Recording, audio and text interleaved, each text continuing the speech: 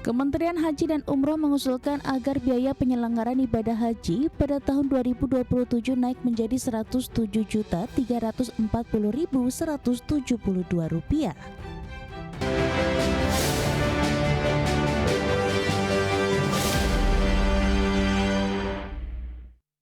Kementerian Haji dan Umroh mengusulkan agar biaya penyelenggaraan ibadah haji pada tahun 2027 naik menjadi Rp107.340.172.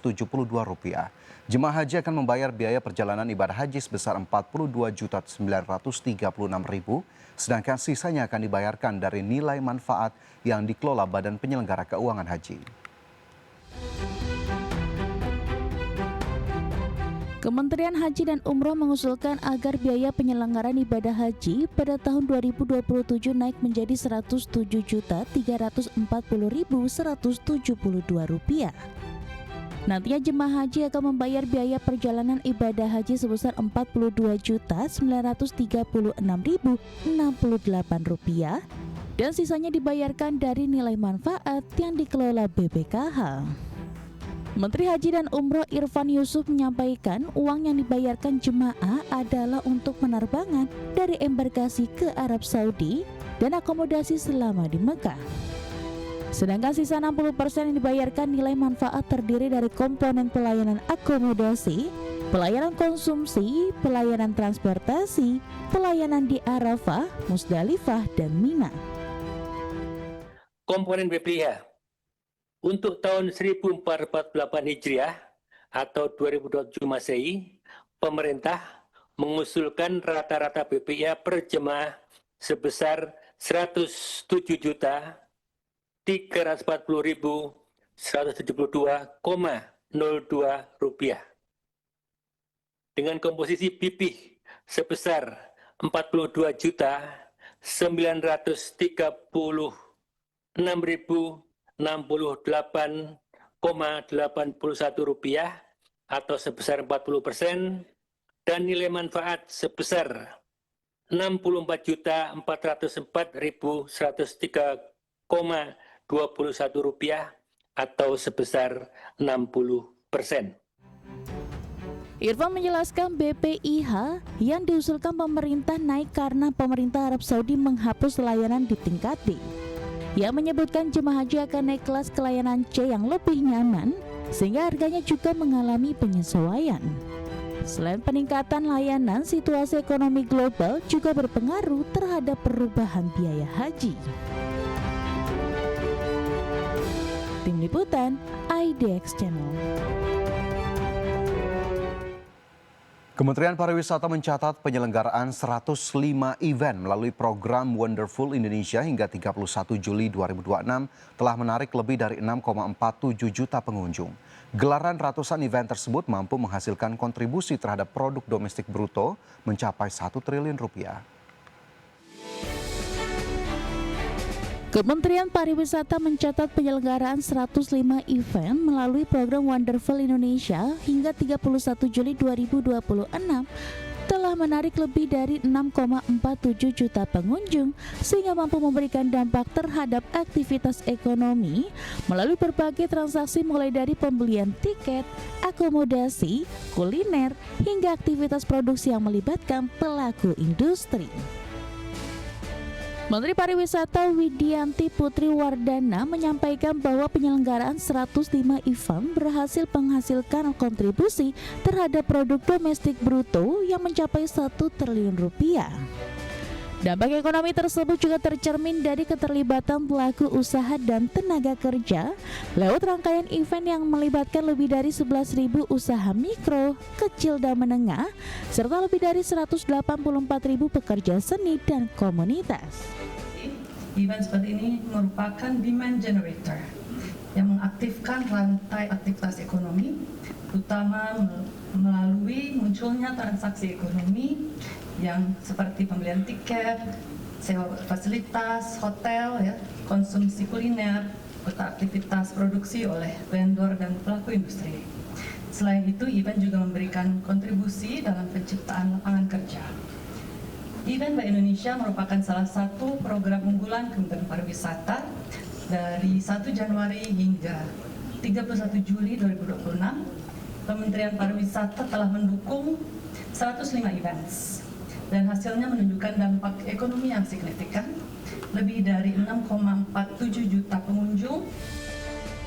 Widianti menilai capaian tersebut menunjukkan besarnya potensi sektor event dalam menggerakkan aktivitas ekonomi, meski masing-masing kegiatan hanya berlangsung selama beberapa hari. Untuk itu, pihak Kemenpar akan terus mendorong penyelenggaraan event sebagai salah satu instrumen pengembangan pariwisata dan penggerak ekonomi daerah. Dari Jakarta, Selena Yahya, Yudi Richard, IDX Channel.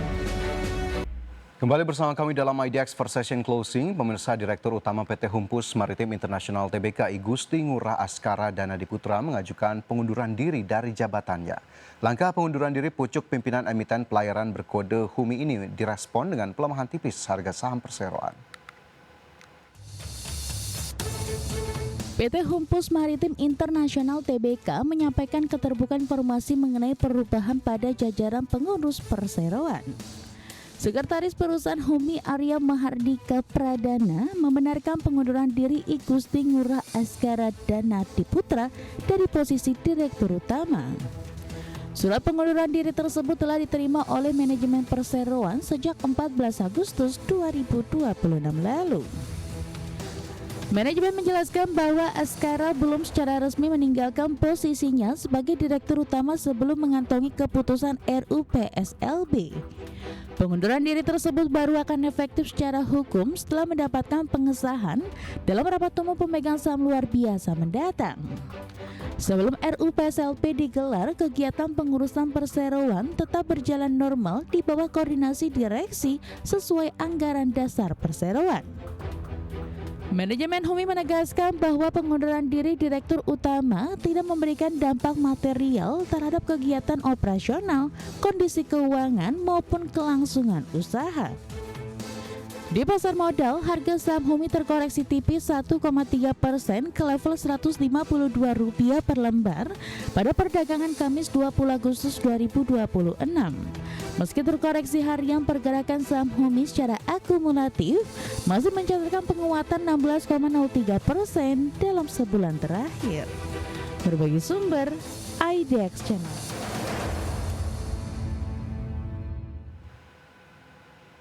PT UP Indo Jelly Gum Tbk memutuskan untuk membagikan dividen interim tahun buku 2026 senilai Rp145,36 miliar.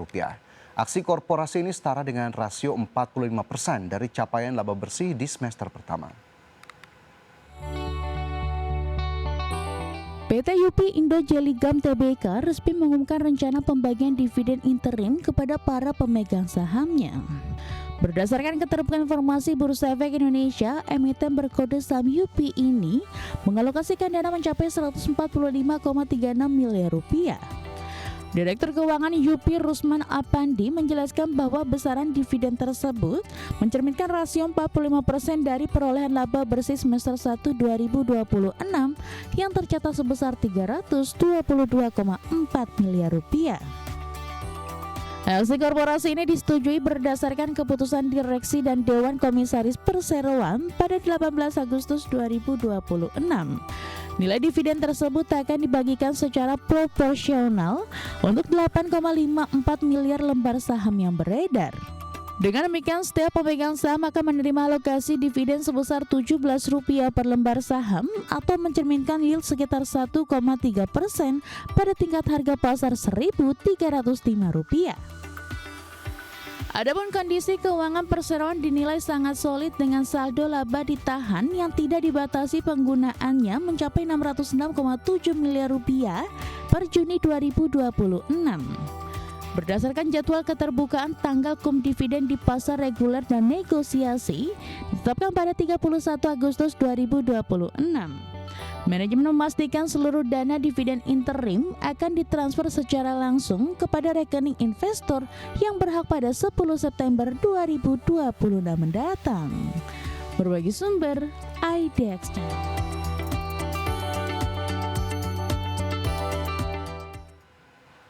PT Tower bersama Infrastruktur Tbk berencana menambah kegiatan usaha baru di bidang jasa gerbang akses internet atau Network Access Point.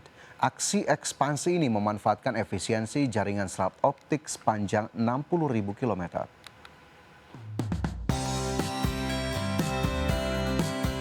PT Tower bersama Infrastruktur Tbk bersiap memperluas portofolio bisnisnya di sektor infrastruktur digital. Emiten dengan kode saham TBIG ini menyampaikan rencana penambahan kegiatan usaha Network Access Point atau NAP.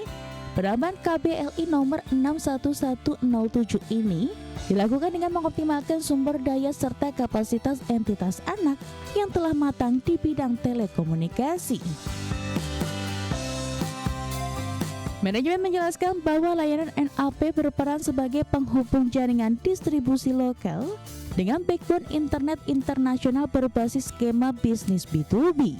Pengembangan bisnis ini dirancang sebagai platform penyedia wholesale IP transit yang menyasar target pasar ISP Tier 2 hingga Tier 3 serta korporasi.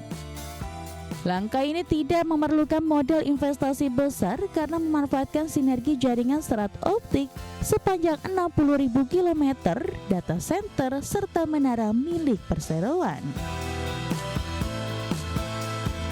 Untuk mendukung operasional NAP, perseroan akan membentuk unit khusus di bawah Direktorat Pengembangan dan Implementasi dengan tim teknis bersiap 24 jam. Sebelum resmi mengeksekusi kegiatan usaha baru tersebut, perseroan wajib mengantongi persetujuan pemegang saham. Agenda persetujuan tersebut dijadwalkan akan diputuskan dalam rapat umum pemegang saham